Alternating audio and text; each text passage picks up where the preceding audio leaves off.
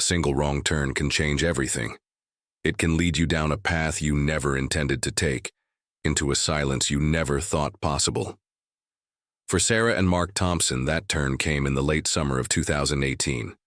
They were 2 years into a marriage, built on a shared love of adventure, a bond forged on sun-drenched trails and under star-strewn skies. Their latest destination was the rugged, untamed beauty of the Oregon wilderness. They chose a remote, lesser-known offshoot of the Oregon Trail, a place where history whispered from the dense fir trees, and the air hung heavy with the scent of pine. It was their escape from the city, a chance to reconnect. They left their small town with a sense of hopeful excitement. Their last known communication was a text message sent to Sarah's sister on a Friday afternoon. It read, "The view is unbelievable. We'll be back Sunday night, don't worry if we don't have signal." But Sunday night came and went, bringing with it only an unnerving silence. Monday morning, the silence had transformed into a chilling dread. Sarah's sister, unable to shake the feeling that something was deeply wrong, contacted the local sheriff's department. The immediate response was cautious optimism. This was the wilderness, after all. People lose their way. A search team was dispatched to the trailhead. They found the couple's car, a late-model Subaru, parked neatly at the designated spot. The trunk was still filled with a week's worth of supplies, but their essential gear, backpacks, sleeping bags, and their vibrant green tent, was missing. A massive search and rescue operation was launched. Helicopters crisscrossed the sky, their rotors a desperate hum over the towering canopy. Search dogs strained at their leashes, their keen noses pressed against the damp earth. The small, tight-knit community watched, hoping for a sign, for a voice on the radio, for a miracle. But the forest, old and indifferent, offered no such comfort. It held its breath and its secrets. As days turned into weeks, the hope in the town began to fade. The search was scaled back, the posters of Sarah and Mark's smiling faces becoming a permanent fixture on community boards. The wilderness seemed to have swallowed them whole, a vast, green tomb. But what no one knew was that the forest wasn't just hiding a secret. It was waiting for someone to find it. The silence that followed the initial search was heavier than the thick Oregon fog. It settled over the small town, a constant low hum of what-ifs and unanswered questions. The official search was called off after 3 months, a decision born of exhaustion and a grim lack of new leads. The families were left in an agonizing limbo. Sarah's parents, the Thompsons, found themselves staring at the empty space in their family photos, a gaping hole where a daughter and son-in-law should have been. Mark's older brother David spent weekends walking the perimeter of the trailhead, a fruitless, mournful pilgrimage. The case became a local legend, a ghost story whispered around campfires. The media had moved on, but the speculation remained. Had they fallen into a ravine? Was it a wild animal attack? A few even theorized that they had staged their own disappearance, an idea so painful and out of character that their loved ones instantly dismissed it. Sarah and Mark were not runners. They were planners, meticulous to a fault. They had a life, a dog, a mortgage. The idea of them abandoning it all was preposterous. Yet, no one could explain the complete lack of a body, or any evidence of a struggle. The trail, once a place of natural beauty, was now seen as a place of menace, a place where people simply vanished. The years rolled on. The missing persons flyers, once vibrant and hopeful, faded and curled at the edges. The world forgot the story of the young couple who disappeared in the woods. For the families, every rustle of the wind sounded like a whisper, and every shadow looked like a ghost. They learned to live with the silence, to exist in the perpetual twilight of not knowing. The hope of a reunion was long gone, replaced by a quiet prayer for closure, for a single answer, no matter how grim. The wilderness held its secrets tightly. Then 7 years after they vanished, a new kind of sound echoed through the woods, not a whisper of the wind, but the grinding roar of a bulldozer, and a discovery that would tear open a long-healed wound. The year is 2025. 7 years have passed since Sarah and Mark Thompson disappeared. The Oregon wilderness has absorbed their story, making it part of its folklore. But the land, like history, has a way of revealing its truths. A few miles from the trailhead where the couple's car was found, a new logging permit had been issued. It was a section of old-growth forest that had been left untouched for decades. An elderly logger named Elias, a man who knew these woods, like the back of his hand, was at the controls of a massive bulldozer. He was clearing a patch of land for a new access road when his machine hit something solid. He stopped the engine, the sudden silence deafening after the constant rumble. He stepped down from the cab, a frown etched on his weathered face. The earth was soft, recently disturbed. He prodded the soil with a shovel and found a patch of faded, tattered nylon.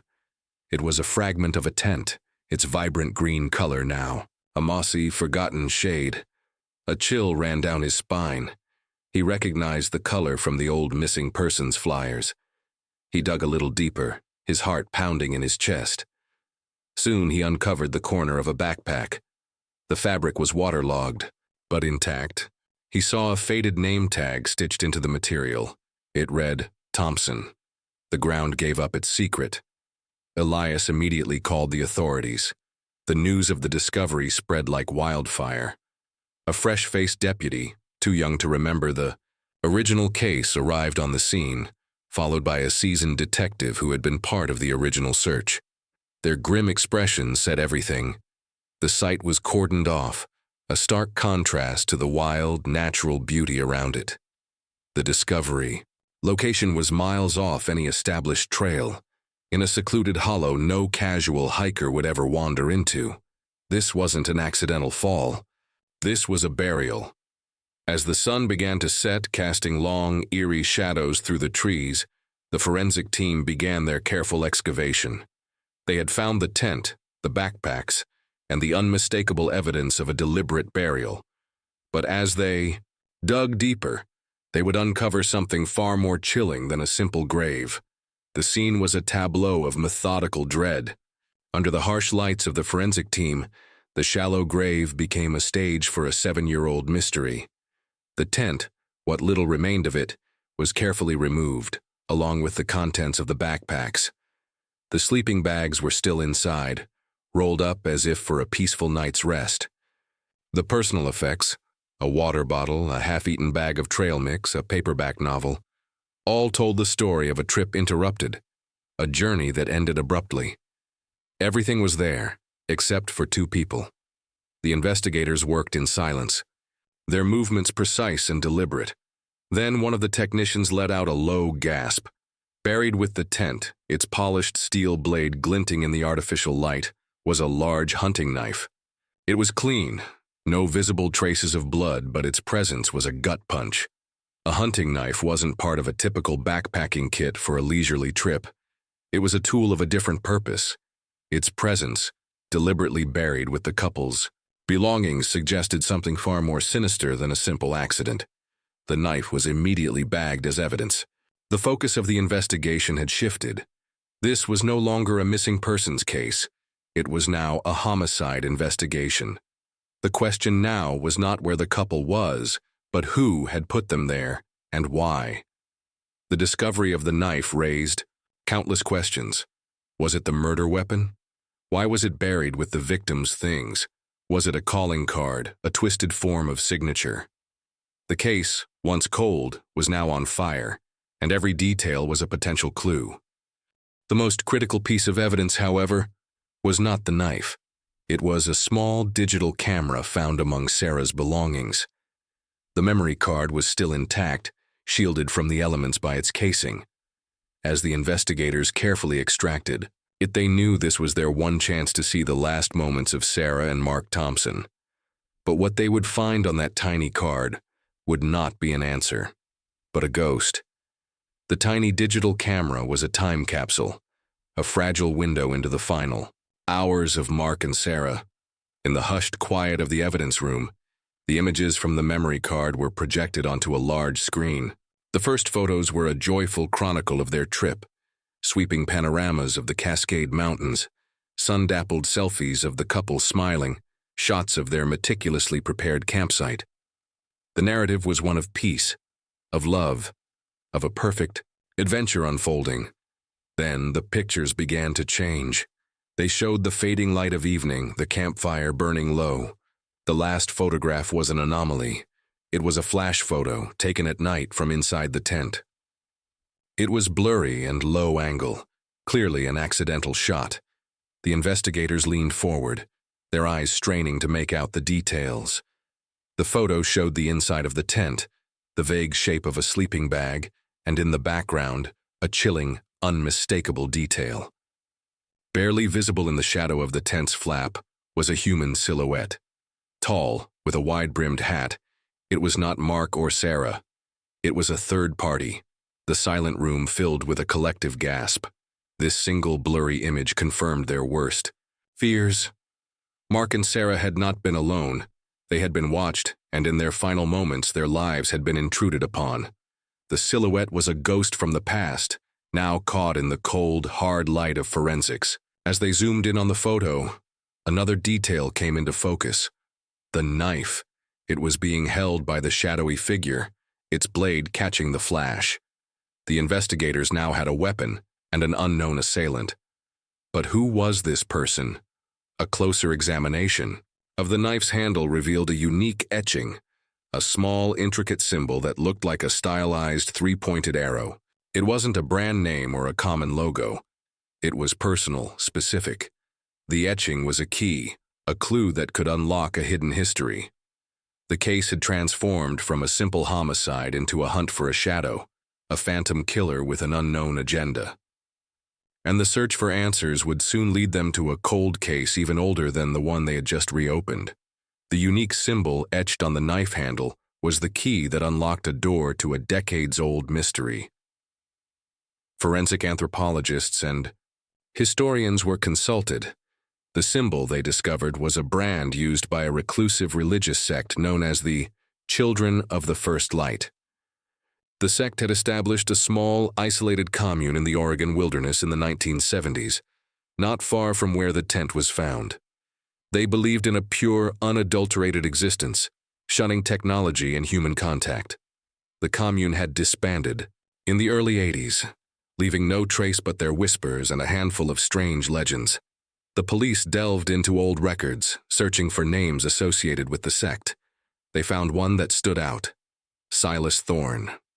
He was known as a zealous follower, a man who believed the outside world was a poison that would corrupt the sacred land.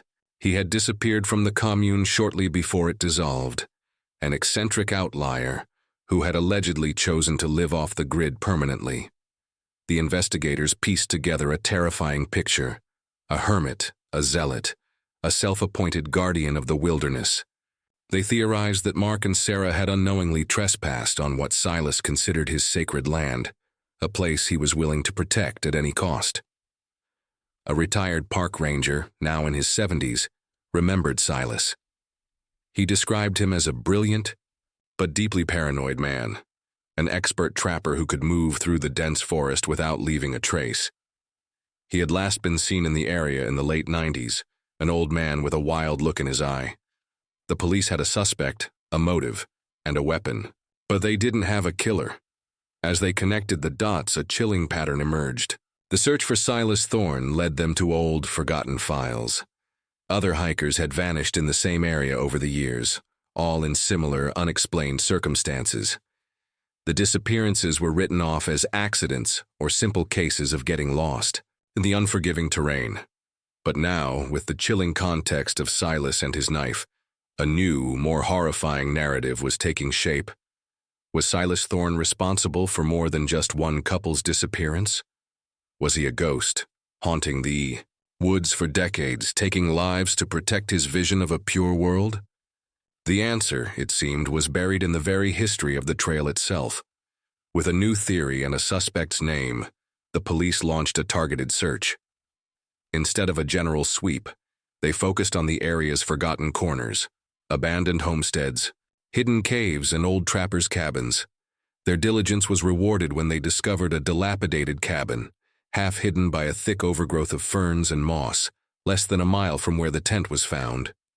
Inside, among dusty relics and primitive tools, they found what they were looking for: a journal bound in leather and filled with a tight, meticulous script. It was Silas Thorne's diary. The pages chronicled his descent into madness, his devotion to the purity of the forest, and his increasing rage at the modern world. He wrote of the vibration of technology, the constant hum of planes, the intrusion of outsiders who carried the disease of the city. He saw himself not as a killer, but as a guardian. He was the protector, the one who would ensure the forest remained untouched.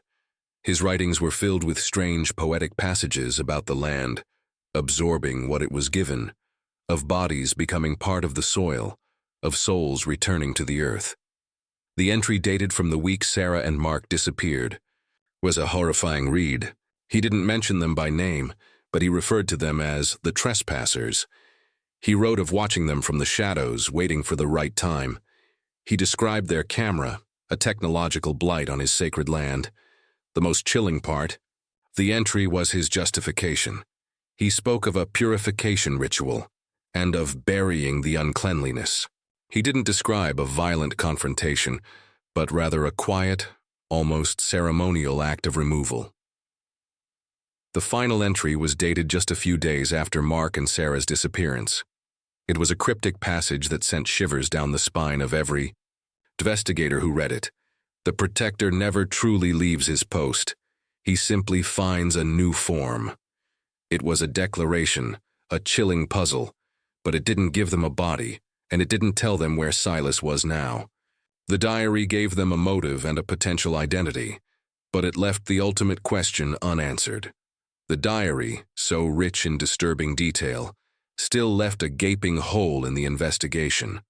The police had the story, but they didn't have the proof. They had a killer's twisted mind on paper, but they didn't have a body or a murderer to bring to justice. The final line of the diary, "He simply finds a new form," was a ghost of a clue, an unnerving epitaph. The search for Silas Thorne was now a hunt for a ghost. Investigators, armed with the new knowledge from the diary, returned to the site of the discovery. They re-examined the area with fresh eyes, searching for anything the first team might have missed. The diary mentioned a hidden spring and a sacred hollow, places Silas believed to be conduits to the forest's soul. They scoured every inch of the rugged terrain, and they found it. A small, almost invisible path leading away from the burial site, hidden beneath a cascade of ferns. It was a path only someone who knew the land intimately would find. The path led them to a small cave behind a roaring waterfall, a place of stunning natural beauty. Inside, they found more of Silas's personal belongings, old camping gear, a tattered sleeping bag, and a collection of meticulously carved wooden figurines. On a rough-hewn table was another notebook. This one was different. It wasn't a diary, it was a map. Scrawled across its pages was a detailed sketch of the forest, filled with markings and symbols only Silas could understand. But there was one detail that was devastatingly clear. Several X's marked on the map, each one corresponding to a missing persons case from the last 30 years. The police now had a cold, horrifying truth. Mark and Sarah were not his only victims. The forest was his graveyard, and the map was his confession. But the location of the bodies remained a mystery. There were no bodies in the cave. There were no remains to be found at any of the X's. The truth was there, in black and white, but the physical evidence of the crimes was still missing. The forest, it seemed, was still guarding its dead. The discovery of the map was the final devastating piece of the puzzle. The police now had confirmation that Silas Thorne was not just a mad hermit, but a serial killer who had stalked the Oregon wilderness for decades. The list of names on the map, once cold cases, were now linked to a single horrifying narrative. The families of the other victims were notified, their own long-held questions finally given a grim, definitive answer. The police felt they had achieved a victory of sorts. They had solved the mystery. But the victory felt hollow. Silas Thorne was never found. His final journal entry, "He simply finds a new form," left them with the chilling belief that he had met his end in the wilderness he so fiercely protected. His body absorbed into the very landscape he loved. He had become one with the forest, a ghost in the trees. The police closed the case, the files marked as perpetrator deceased. It was the best they could do. They couldn't find a body, but they had found the truth. But for the families, the lack of a final resting place was an agonizing void. The Thompsons and the others could finally mourn, but they could never truly say goodbye. The forest had become a tomb without a headstone, a memorial without a body. The story of their loved ones was now entwined with the legend of a madman, their names a footnote in a chilling tale of the wild. The truth had been uncovered, but true closure remained elusive, as buried and hidden as the very evidence of the crime itself. The legacy of Silas Thorne and the couple vanished on the Oregon Trail remains a haunting reminder of the secrets the wilderness can hold. The story is now a legend, passed down in hushed tones, a cautionary tale for those who venture too far off the path. The mystery had been solved, but the emotional cost remained. And so, the forest remains silent, holding its secrets close, its vast expanse a solemn tribute to the lost. Years have passed since the discovery of the buried tent and the revelation of Silas Thorne's grim history. The dense Oregon forest has reclaimed the logging road, the disturbed earth healing over, erasing the scars of the investigation.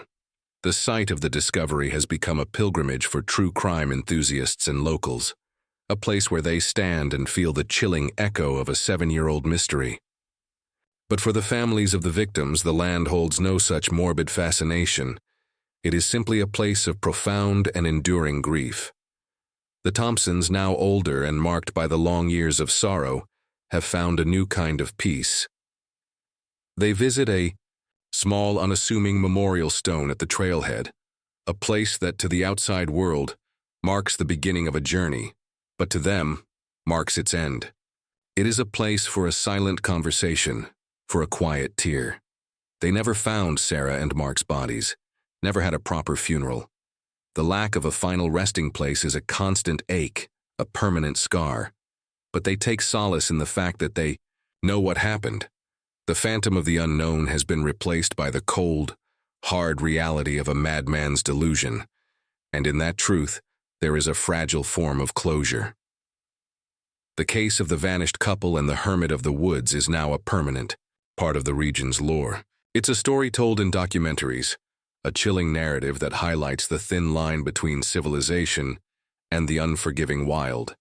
It serves as a stark reminder that some dangers are not beasts with fangs and claws, but quiet ghosts from a forgotten time, living and waiting in the silence.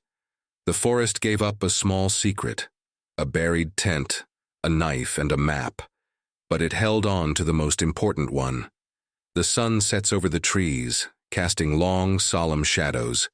The wind rustles through the leaves, a sound that has forever been transformed from a whisper of nature to an echo of the lost. The bodies of Mark and Sarah Thompson and the others are still out there, somewhere in the vast, silent green. Was Silas Thorne a madman, a protector, or simply a final victim of the wilderness he loved so much? And in the unforgiving embrace of the wild, can true justice ever be found? Or is it destined to remain buried, forever a part of the earth?